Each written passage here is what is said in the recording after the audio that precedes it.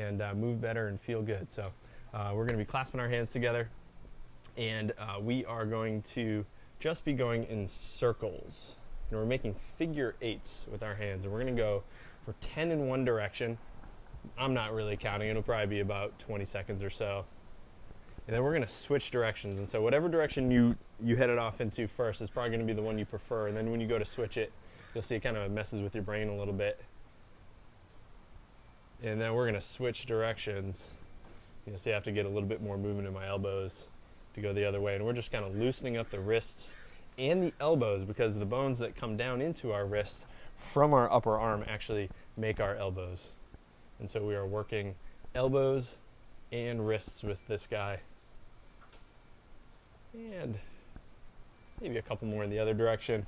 We're just loosening things up because, like I said, we're going to be getting onto our palms in a little bit. We're not quite doing push-ups today, but we're doing variations and things that get us down in quadruped or on your hands and knees. The next thing we're going to do is something that I included in the first wrist and elbow video that I posted to YouTube. If you're having wrist and elbow issues, go check it out. It's up there. I think it's called Wrist and Elbow Exercises for Pain, episode 1.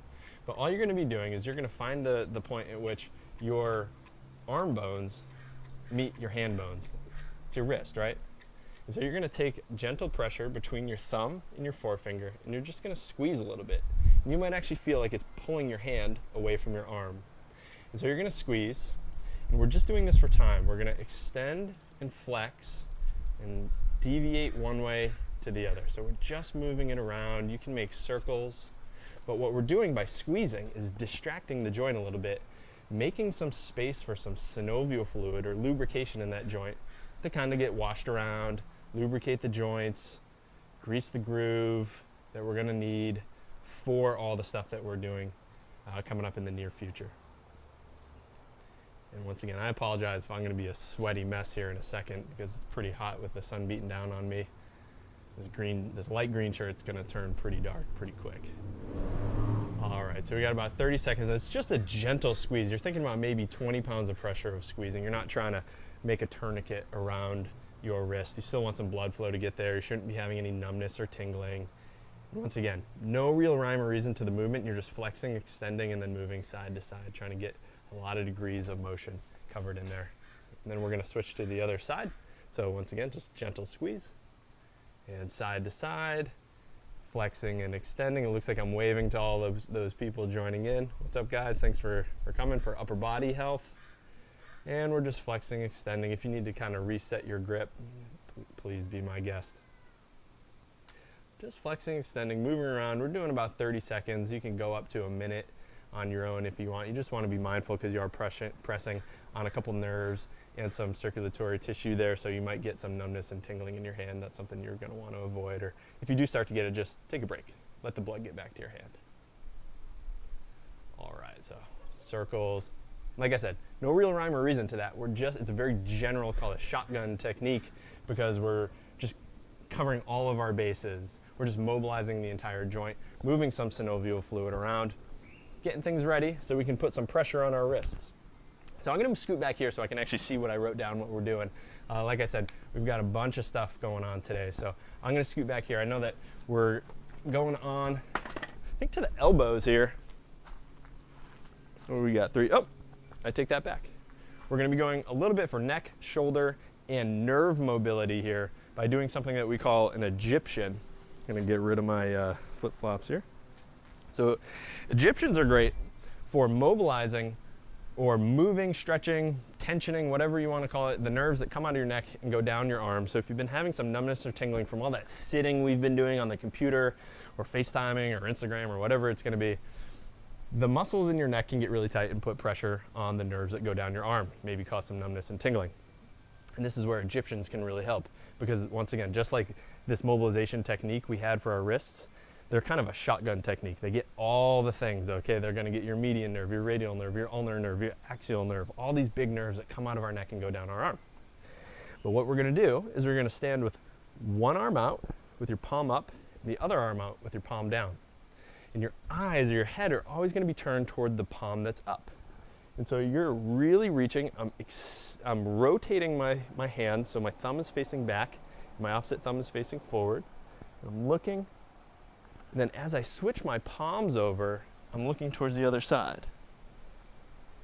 And then I'm switching. So that was 1, and we're gonna go for 8 to each side. Trying to get my shoulders away from my ears, undoing all that shrugging that we've been doing throughout our day. 3. We've got 5 more. And it's not a race, it's not something that you want to do fast. If you're getting a little bit of tingle or numbness in your hands, that's actually okay with this one, but don't make it severe. It should just be the inkling or just this barely a sensation of it if it is in your hands. If you are getting a lot of it, you want to back off your range of motion and maybe turn your head a little bit less. So we don't want to irritate the nerve so that numbness and tingling stays.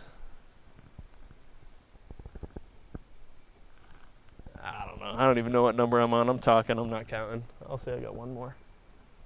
But even I feel a big pull, especially on my right side. As I mentioned previously, I've been having a little bit of numbness and tingling down my arm, some issues with my shoulder that I'm working out. But that's my issue.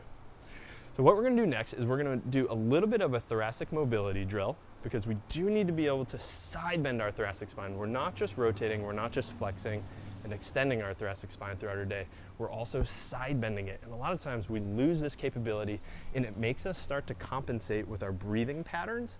And so instead of having our ribs go up and out to the side, they start to just go forward or back, and we start to get this shrug pattern, this tightness in our neck just from breathing. So what you're gonna do is you're gonna stand with a staggered stance. So right now I have my left foot forward and my right foot back. And I'm gonna put my right hand up and my left hand on my hip. And I'm gonna directly lean over to the side. Now I feel a big stretch all the way down from my tricep, my lat, through my ribs, even into my QL. Some of the stuff that we did on Monday addressed this with our low back. It's very similar to a tricep stretch. All we're doing is reaching over and stretching out that side of the back leg. And we're just gonna make 5 on each side. So this is 3. I'm taking my time. I'm not rotating forward with this. It's like I'm stuck between 2 plate glass windows, and I'm just trying to kind of wipe that front window with my hand. And I'm gonna do 1 more because it feels really, really good to open up my back like this. Even I'm sitting way more these days because I'm doing a lot of telehealth visits with people on the computer, so I have to sit there or stand and adjust my posture every 30 minutes or 20 minutes like I recommend, but still, it's not enough to compete with all the standing I used to do before lockdown. So we're gonna switch our feet. I've got my right foot forward, left foot back, left arm up, right hand on my hip. And we're just leaning over, and you can see that I have a little bit more mobility going this way than I did the other way. And like I said, this shoulder's been bothering me. This is probably part of it. 3, we got 2 more. 4, and 5, and then we are getting down to the ground to stretch out the fronts of our shoulders. Still staying with the thoracic spine, the shoulder area, and those nerves that come out of our neck. We're gonna be doing an anterior shoulder stretch. We're just stretching our pecs, our deltoids, our biceps, even putting a little tension into those nerves that we stretched out already with the Egyptians. You're gonna put your hands behind you. Your fingers are pointing away from you, okay? So they're pointing away from your back. And you're just gonna scoot your butt forward. And if you've been following along over the weeks, or if you've seen my stuff, you know that this is kind of one of my go-to stretches for upper body days. It's really, really effective. It's amazing at breaking up your sitting every 30 minutes or so. But we have a little visitor here. Hey, Frankie. We're just gonna be here for 1 minute. Now, if you've bit off a little bit more than you can chew, just scoot your butt back a little bit. But I wanna make sure you can keep your chest nice and proud, nice and tall up towards the sky. Hi, you coming to stretch out too? And so we're just gonna be here about another 20 seconds. Hey bud, why don't you go see your mom? She'll probably be here for the remainder of the time. Whoop. Oh, hello. All right, so we're gonna move on a little bit. We're still keeping it with general techniques. This one's gonna be great for our wrists, our elbows, and your shoulders. Hey, Frankie. Go see your mom, go see your mom. Go see your mom, oh yeah. All right, so what we're gonna be doing is you're gonna be bending your elbows out to the side. This is like the opposite of what I would want you to do if you were gonna actually do a real push-up, okay? When we're doing push-ups, our elbows stay close to our body, kinda here. But with this exercise, your elbows are gonna be coming out a little bit. And what you're gonna do is when you go to push away from the ground, you're then going to make sure that your elbow pits, these guys right here, start facing forward. So we go out to the side, we're mobilizing our wrist, we push away, your elbow pits are gonna go forward, that's gonna mobilize your elbows, but also externally rotate your shoulders. So then you're going out, and you're pushing away, and even at the top, you might get a little bit of a cat with your upper back, and that's great, because we're gonna be doing a lot of that to mobilize your spine in a second. And elbow pits are forward, and we're making 8 of these, so I have 4 more. So elbows are out as far as you can tolerate. Elbow pits go forward, rotating those shoulders. Got 2 more. 1 and 2. Okay, so now I am going straight into some cats and cows, cats and camels, whatever you want to call them. But I want you to really emphasize what's going on between your shoulder blades. A lot of times people are like, oh yeah, I'm doing my cats and camels, and it's just their pelvis going into anterior and posterior pelvic tilt. But now when you push, and if you need to modify on your wrists, or on your fists, excuse me, go ahead if your wrists are bothering you. But you're gonna push your spine way up so your shoulder blades actually move apart. So we're firing these muscles underneath our shoulder blades called our serratus anterior. And we're gonna use those in the next drill as well. So you're pushing up into your cat, dropping your head, making a big arch in your back, and then you're dropping your chest down so your spine drops between your shoulder blades. You're making a big valley, and then you're lifting your head. So you're getting as much extension as you can through your thoracic spine, and then you're pushing up into that big scared cat. Frankie, are you a scared cat? Yeah, okay. And then dropping down, picking your head up, arching your low back as well. So we're basically getting as much flexion as you can through your spine, a big C, and then a big valley, making a big U with your whole spine. And I've got, I think, 5 more. 1, and you can get a big stretch between your shoulder blades with this, stretching out your mid-traps, your rhomboids, and those other muscles that pull your shoulder blades together but don't get much use throughout our day because we're just sitting slouched over. And then here you're gonna mobilize your thoracic spine, and then pushing away, and big valley, good, and away, and the valley, and I think that was my last one. So we're gonna use that scared cat position because of the serratus anterior activation or use or firing that it has of getting our shoulder blades away from our spine, and then we're gonna start to pitch forward, which is gonna stretch out our wrist flexors, these guys that are tight because we're typing all day. So we're gonna be stretching those, as well as using our serratus anterior muscles, which help pull our shoulder blades down away from our ears, but forward. Things like when we're reaching, we need our shoulder blade to be down, but also go forward when we're doing that. So this can help, maybe if you've had some pain in your shoulder with reaching overhead, this can help alleviate some of that. So what you're gonna do is you're gonna get into that scared cat position. And if you need to rotate your hands out a little bit, that's okay. If you need to go up onto fists, that's great too. But you're gonna push away from the ground, and then you're going to pitch yourself forward.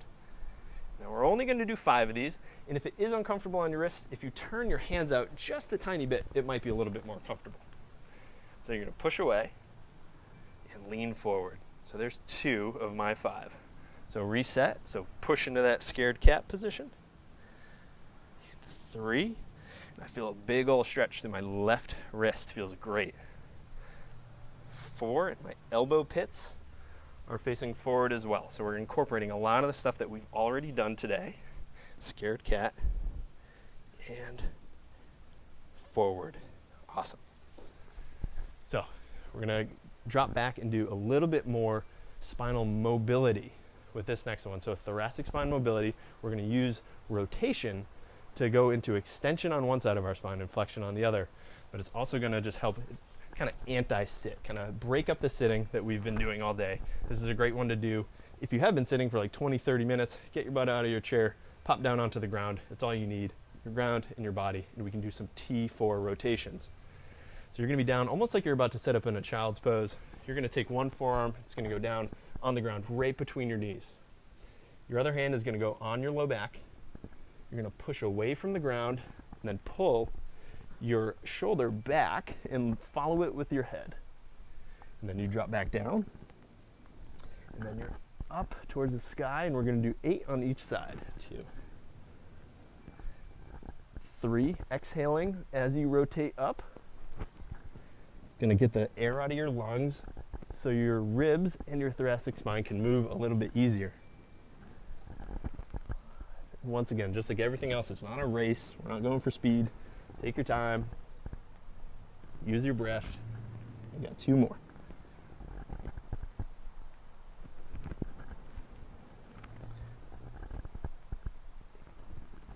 Okay, I'm going to turn around for these next 8. Forearms down right in the middle of my knees. Now, remembering to push away from the ground as I open up. Back might crack, and that's all good. It's not doing much, but it does feel good. Kind of lets you know things are moving. You're still pushing away from the ground. If it hurts to try to get your hand behind your back, you can put your hand on your chest and still do it. You're going to get a little less external rotation, a little less opening up of your chest, but that's okay. Everybody's has their sweet spot with all these drills. I got to meet you where you are, and then we can go forward.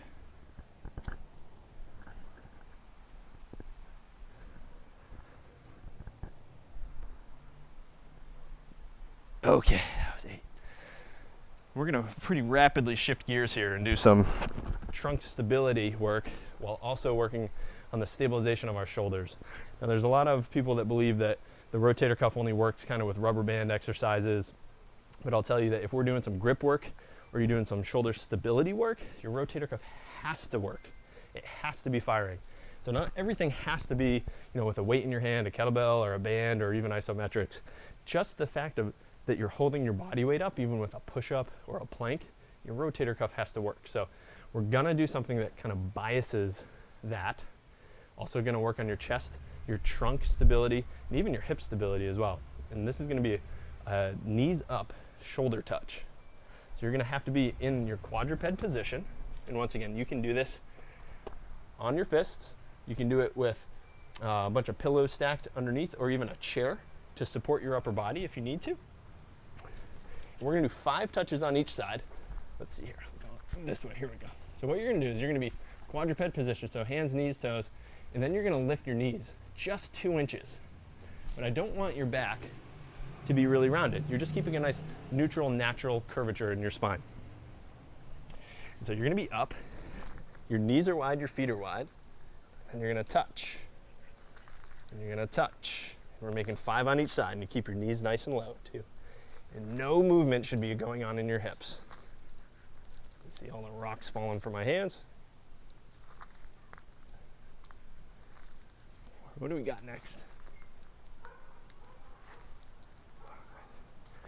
5, and that was it. So it was about 20 seconds of work. Working on your obliques, your deep spinal stabilizers. We're loading up the shoulder girdle. We're using your rotator cuff and your breath to put it all together with a difficult exercise. But if it's too hard, you can drop your knees down and just work on the shoulder touches. It's still going to be a slight challenge to your trunk, but it's going to also let you stabilize your shoulder by putting your weight just through that one arm at a time.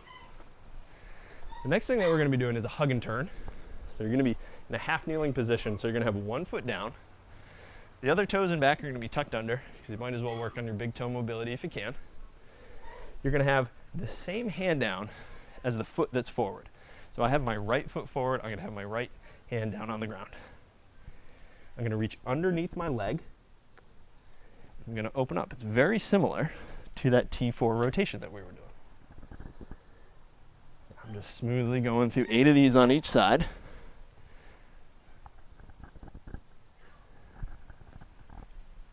Trying to get a little bit more range of motion with each rep. But might come a point where you don't need to go any further. You've met your physiological limits. I got 2 more to go, but we're opening up our pecs, mobilizing your thoracic spine, and a little bit of balance getting worked. 8. Awesome. Then we're going to switch. So left foot forward, left hand down, reaching underneath, opening up, trying to keep your shoulder away from your ear, using your breath to go through range of motion. If you want, you can lead with your thumb. That's going to put you into a little bit more external rotation of your shoulder. It's going to help get your shoulder out of your ear.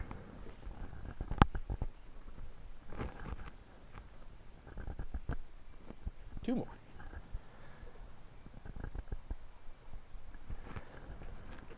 And last one. Okay.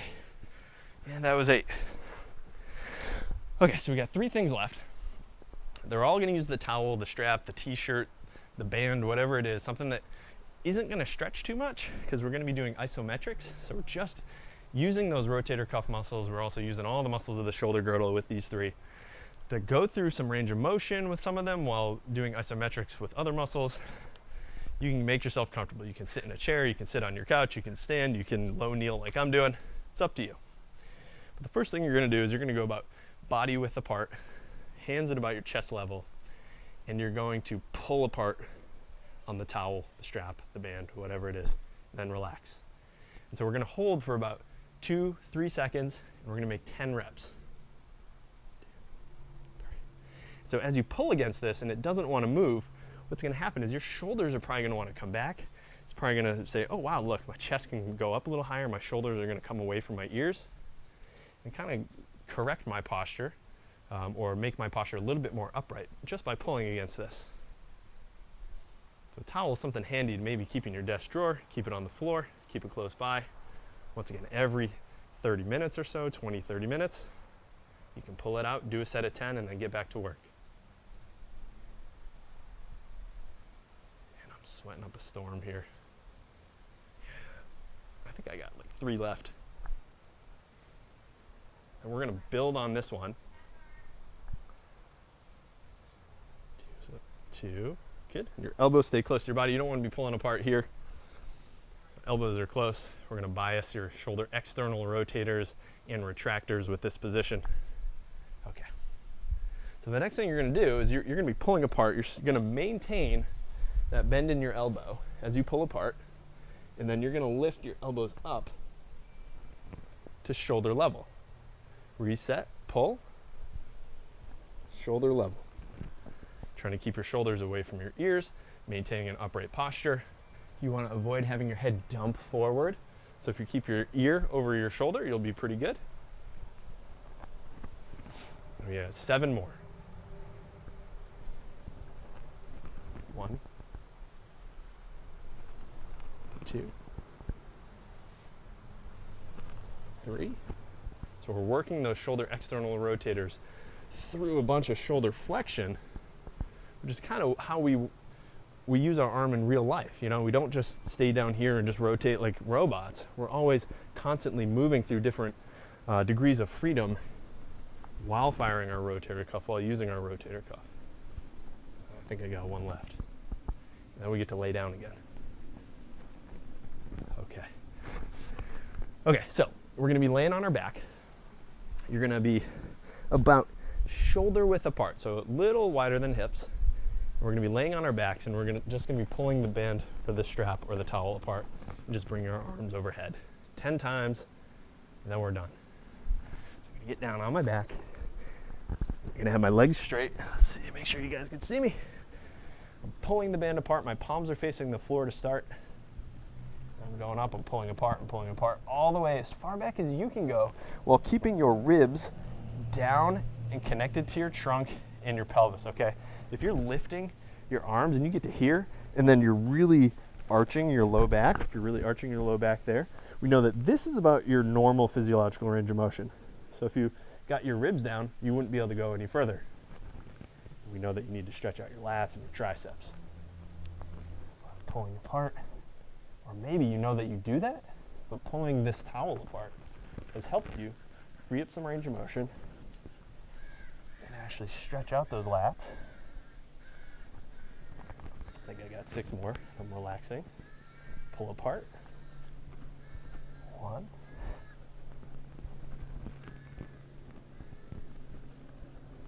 2. All the way back, keeping the ribs down. I'm not flattening my back. I'm just keeping my ribs down. Uh-oh.